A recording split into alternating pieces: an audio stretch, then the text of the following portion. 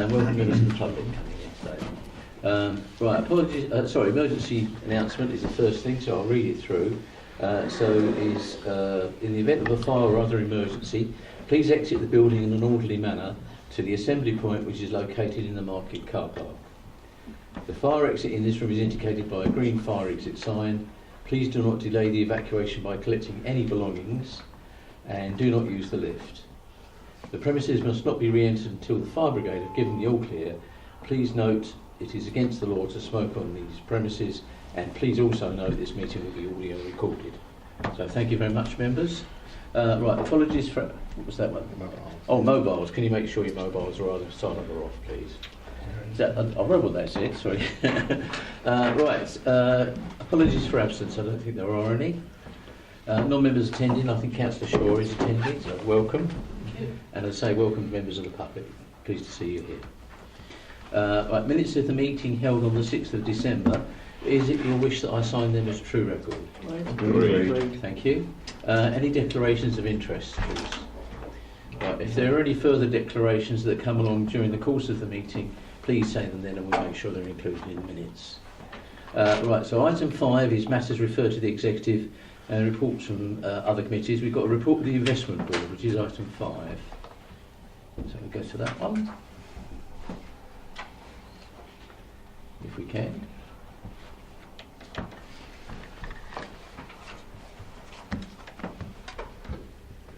I've lost it. There we are. No, that's not it. Right, item 5. So this is report of the investment board.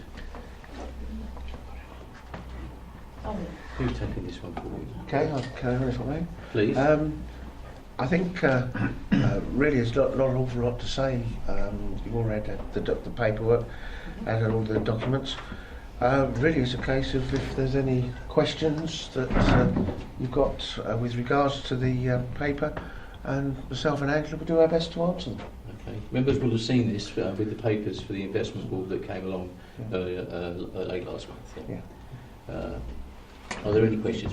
Just say, Chairman, that I was an observer at the investment board, and I think most of the questions that could have been asked were asked at the investment board. I think it's the right move ahead, and I think that was a general consensus of the investment board. And indeed, to be honest, I don't think there's much more to add. Okay. Right, so if there's no other comments, members note the information. Thank you. Right, item 6, which is the progress on decisions. Anybody want to raise anything on progress on decisions, please? You've got the full notes.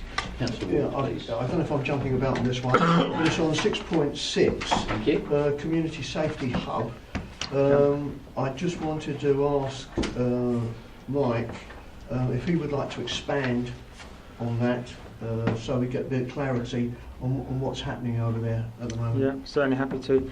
Can I just add that there should be a change there, item 6.6. The wording should actually be that a joint Rochford District Castle Point Community Safety Hub is implemented involving the relocation of the Council's Community Safety Officer, rather than that the Rochford District Community Safety Hub is implemented at Rayleigh Police Station. Can it just be noted, please? Okay. As the hub will actually be taking place within Castle Point offices, not Rayleigh Police Station. Yeah. Thank you. Thank you very much for that, Mike. So, yes, there have been delays with the hub itself, unfortunately. Had correspondence with Chief Inspector Glenn Wesley yesterday. He says apologies that the timescales have slipped again. Difficulties, particularly with the IT from the police's perspective. They are very keen for it to go ahead. It will happen. It will be based in Castle Point offices, as that's felt to be the best location, the best area that has 24/7 access to the building. But unfortunately, he's still waiting for HQ and Assistant Chief Constable Profit to give a steer on the actual time frame. So it is going to happen, but unfortunately, it is being held up by the police again. Okay, I mean, there's an amber marking on it at the moment, so hopefully by the next time we see this, we should know exactly what's going to happen. Yes, I would hope so. Okay. And if I may, just a bit of informative. I believe that the officers are going to be going to tablets at some time. Is there any news on that, or is that again part of the IT holdback? part of the IT holdback in terms of new technology. But that is happened, and certainly I know Roger Hurst has spoken about the new IT that's coming for the police themselves. But when I'm given further information, I'm happy to update on that. Okay, thank you.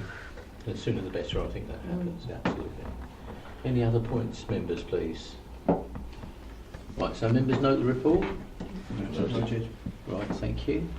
So item 7, which is the financial management performance report. Did you want to speak on this, please? I'll make a start before Thank you, passing over to Naomi. You can see the overall picture is appearing to be quite rosy, with a forecast of some savings against budget settings, but it's not a figure to get complacent over. That figure represents a lot of hard work in creating efficiencies. It's a result of innovative ways of working, new ideas being put forward, and in one or two cases staff working extra hard, covering absences, illnesses, maternities and so on. So while it is a positive figure and it is a step in the right direction towards the real challenges of next year and forthcoming years, nevertheless it should be taken as a positive result resulting from the hard work of a lot of people in a lot of different ways and directions. But for the detail I'll pass over to Naomi. Thank you. DB? So as Councillor Smith mentioned, the underspend to the period up until the end of December has increased by just over £300,000, which we're reporting in quarter 2. There's a couple of main reasons for that. The salaries underspend that we sort of spoke about has not really changed, but there's been some additional income from planning fees that's come in, and there's also been an accounting adjustment in terms of some commitments that are expected to happen this year which are now not expected to happen, so have been written back out of the accounts. So they're the two main changes from the quarter 2 position. So both of those are sort of one-off factors which wouldn't necessarily be expected to be repeated going forward. I would just add in terms of the relation to future years' budgets as well, that some of the underspends we've seen coming through this year in relation to salaries underspend and the council tax sharing income have now been factored into the proposed budget for next year, obviously subject to agreement by full council next week. So again, we wouldn't expect those to reoccur in future years based on the current information, so they have been factored into our sort of ongoing budget. So yeah, it's a positive story in terms of this position for this year. We will plan to use some of those underspends, if assuming they're still there at year end, to put aside for some specific reserves to support specific things such as the homelessness pressures where there's still some risks, and also for other certain purposes. So anything that's not put into a specific reserve at year end would then be carried forward as part of the general balance. Just to mention on the capital programme, the spend to date on capital so far this year is pretty much on profile as what we'd expect, and we're forecasting that the capital programme will be nearly online by the end of the year, maybe just a slight under delivery, but it's pretty much on track to deliver what we set out at the start of the year. You'll notice, as usual, that there's the performance indicators also at the end of the report. So I think that's all I was going to say, unless anyone's got any specific questions around any area of the report. If I may, just to start the ball rolling, there's a couple of anomalies within car parking income. I don't know, I think you were going to look into some, you were going to look into some of those, weren't you? I think one of them is around, Old Ship Lane, because it seems to have more than doubled, and of course Webster's Way, which is one of the, sorry, not Webster's Way. Yeah, it was Webster's Way. Webster's Way. Yeah. Yeah, I spoke with Marcus Houghton today, and we found that the Easter bank holidays for 2017 were in April, and therefore the shows up in the 2017-18 financial year. Same with the Easter bank holidays in 2016 were in March. It showed up in the financial year for 15-16. So from it's really technical. The other points which were highlighted was the weather conditions. The 3 days in December, there's a drop in income of £15,000. So the overall estimate for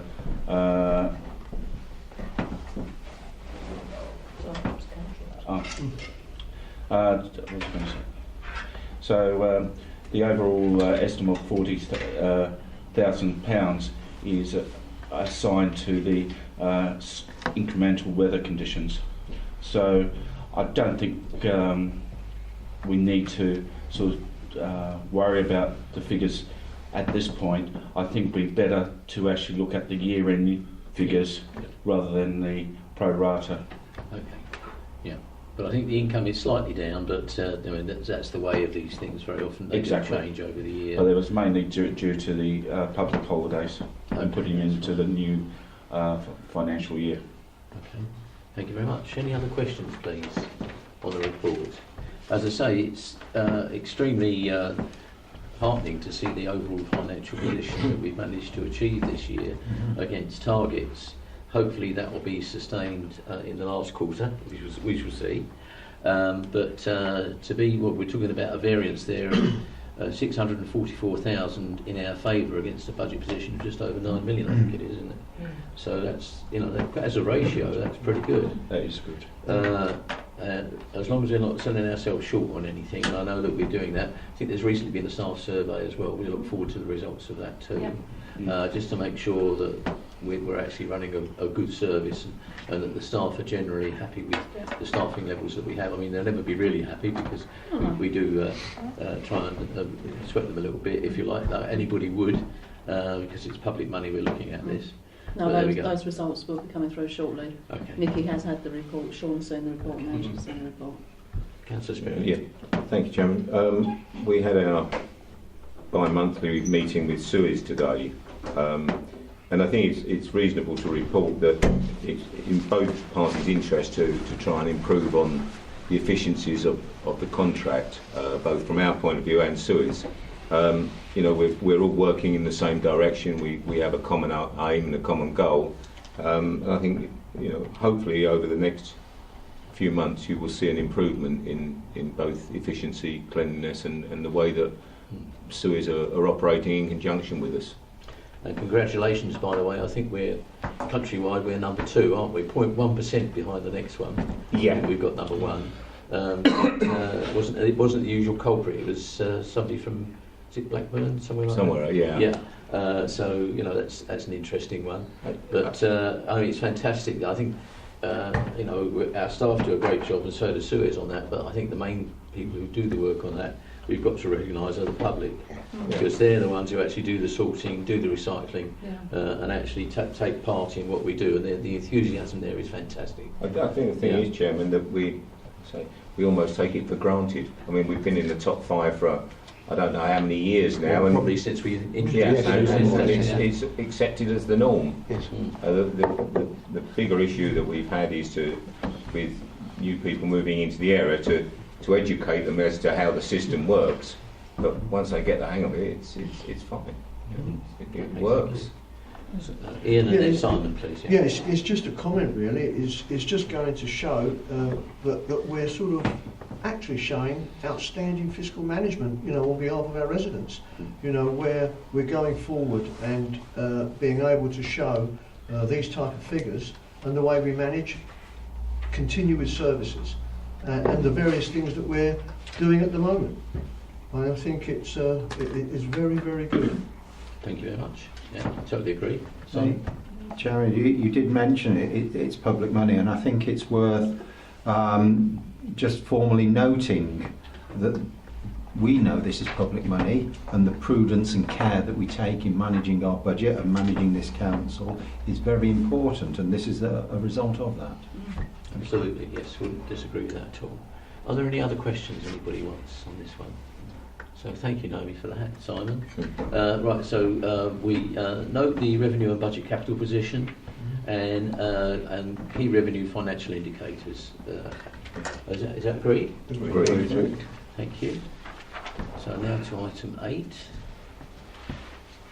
On this one, as you may know, I've been in discussions together with some of my colleagues and officers with other South Essex authorities relating to how we continue with our planning decisions into the future and how they all relate together. I think that's something that's not really been done properly before, so this is new ground for us. So we've got 7 authorities involved, not just us, as per the report, and Essex as well. And we tried to prepare a vision for the whole of South Essex. The reason we're doing this is because we want to make sure that as a body, as a South Essex body, we can lever in some of the investment that other areas are getting in their infrastructure. When I say infrastructure, we're not just talking about roads, we're talking about other infrastructure as well, hospitals, education, etc., etc.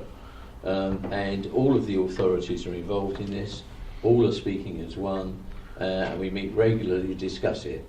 And we need to make sure that we follow the National Planning Policy Framework.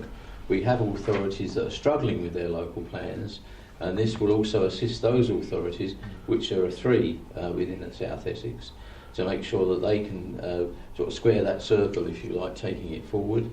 And as far as Rochford is concerned, things like the A127, where we've recently had the announcement about the 26 million that's going into and it's being consulted on at the moment about the Fairglen roundabout, etc., and the environs of that. It's great news to hear that that money's coming forward and that things are actually going to be done around our area that will help us, not just us, but some of our neighbours as well, and help the overall picture. So that's the sort of thing that we're trying to lever in by taking forward this. And to assist that, we've done a memorandum of understanding, which is not a legal document. It's purely just what it says it is. It's a memorandum of understanding. It doesn't bind us to anything, but it does mean that we're all trying to work together to achieve an aim. And we've certainly had some very great interest from it. Now they're not DCLG anymore; it's DHL. I can't remember what they call themselves now. Yeah, that's right. Forgive me for that. But as I say, it's great, and you know, I think it's the only game in town for us as far as this is concerned. It will assist, hopefully, going forward some of our planning decisions and our local plan as well as that comes forward. Of course, these things are not done overnight. What we're looking at the moment with our local plan is purely a consultation on those planning land areas that have been forwarded by the public, by business and landowners, which is literally the beginning of our local plan. It certainly doesn't mean to say that we're going to build on all of them by any means, but that's going in tandem with some of this work as well, and with all the other authorities. So I'm happy to take any questions. I don't know if anybody else wants to. I don't know if you want to say anything, Sean. No, I mean, Chairman, other than the fact that, just to reinforce the point you make about cooperative working, because I think that what's clear is that this is an ambition that's coming directly from government, and I think we anticipate that the National Planning Policy Framework will be adjusted in the very near future. It's likely that a new version will be published fairly soon, and that will include, at the moment we have a duty to cooperate, but I think what the government is looking at is the preparation of a statement of common ground that local authorities, neighbouring local authorities, will need to sign up to, and really the work that's been taking place in South Essex is in some small measure a precursor of that change in the NPPF. That's right, and I think you can really see that under 3.1 on the report, on the first page of the actual agenda item. Simon. Yes, Simon, yes, Thank- please. In your introduction, Chairman, you mentioned the A127 and Yes. the work at Fair Glen Interchange, and I think that is a good news story. It's important that we cooperate with all the different parties involved in delivering that, because that is going to be a benefit for our residents.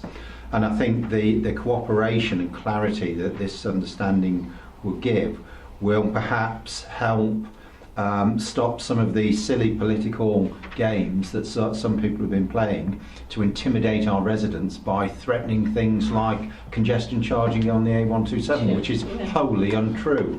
So I completely welcome this as a way to give clarity to our residents and to help us be involved in positive things for our district, and to stop some of the silly games taking place. Thank you. Yeah. Well said, thank you. Yeah. Yes, please. Thank you very much, Chairman. Now, I'd just like to add to what Simon has just said, in as much as that the long-term planning, and this is something that, you know, we're doing something that's not been done here before, and I think that's a very, very important factor.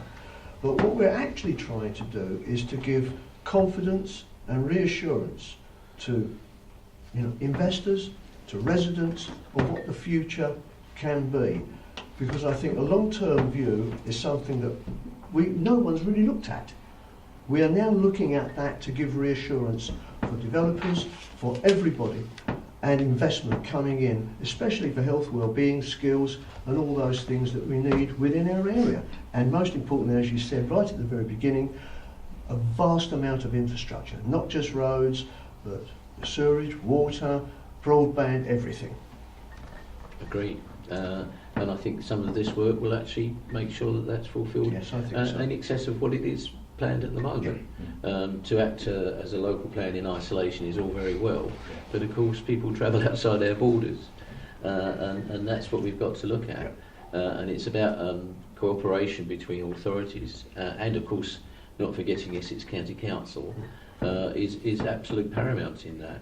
And I think that, as Sean says, there will be some compulsion from government for us to do that in any event.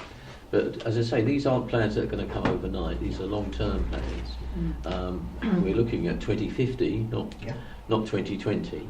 But of course, you've got to do this work in the vision in the beginning. By the time we get to 2050, probably I won't get there, but of course it will be probably a very different world to that which we live in now. And of course, any plan that comes forward has got to be a plan that's fluid and is subject to change in accordance to circumstances that prevail at that time. But you can't plan anything without actually getting the information in, and part of that is the discussions that are taking place at the moment. And it's very interesting to hear, when I go to these meetings, what's actually going on with our neighbours, because many of our residents actually don't work in our area at all, but they actually work outside of it, and they travel, whether it by train, bus, foot, cycle or car, and it's very important for them that we make sure we can get the best facilities that we can. Yes, please. Go ahead. I've often referred to it as the A127 economic corridor, and I think that's how we have to think of it. There's an awful lot of other things coming forward. There's Lower Thames Crossing, there's expansion of DP World, other projects that are starting to come to fruition, another access road onto Canvey, that will also start to relieve traffic along the A13 and things like that. But with regards to 2050, I'll be 96, so I do plan to see it right through. Oh, good. I think I'll be 98 at the end of 2050. I think Mike he missed out the South End area, where we've got the JAP between ourselves, Joint our Action Joint Area. Area Action So Plan, many projects. which is a major thing for us. I think you make an important point there, in as much as we're key players We are in indeed. South Essex, in We as are much indeed. as the airport and its environs, 98%, something like that, I think of it, is actually in Rochford. And of course we've got the business park, which is all part of the Joint Action Area Plan with Southend. And we're the planning authority for that, looking at over 7,000 jobs, and high quality jobs at that. We've got areas coming on like Toomey's that have already developed. There's a new Jaguar Land Rover sort of sales pitch that's being done. And these things actually these days, I mean, anybody that owns a modern car, they're pretty high-tech things. You know, you can't just sort of tune a carburetor like I used to when as a young man and do it wrong. It's just not like that anymore. Which I suppose is good for them, but not so good for us if we want to do our own servicing. But having said that, it's good that we're part of that, and we've got these things actually in the Rochford area. But we're not ignoring the green areas either. We've got the country park. We've expanded it several times. Planted over 10,000 trees, I think there's something like that. It's amazing what we're doing. We've got good plans for that and a new entrance, etc. Some of which will be paid for by hopefully the 106 agreements that we get on some of the business park, etc. So we're utilising the right thing, but we're not losing sight of the fact that we do live in a nice place, and people come to live here because It's a nice place. Rochford, Rayleigh, the whole area is a nice area to live. But it's still got the playground and the facilities that people need in the modern world too. And it's not that far from London that's coming on. And if you want your ice cream and chips, you can always go to Southend, which isn't very far away. So having said that, if there are no other questions, right, so I will read this through. So the decision being recommended that the progress made by leaders and chief executive on strategic place shaping in the preparation of a South Essex 2050 vision be noted and endorsed, that a programme of further collaboration on key strategic place shaping and cross-boundary planning policy matters be noted and endorsed, the sum of £10,800 be allocated to progress the preparation of the South Essex 2050 vision and preparatory work for a joint strategic plan, that the intention to establish an association of South Essex local authorities, ELA, and the principles for joint working set out in the Memorandum of Understanding dated the 10th of January 2018 be noted and endorsed. Are members happy to do that, please? Agreed. Thank you very much, members. That's the last item, I believe. Yes. So thank you very much. Not bad. We've managed to get it within the half an hour, so well done.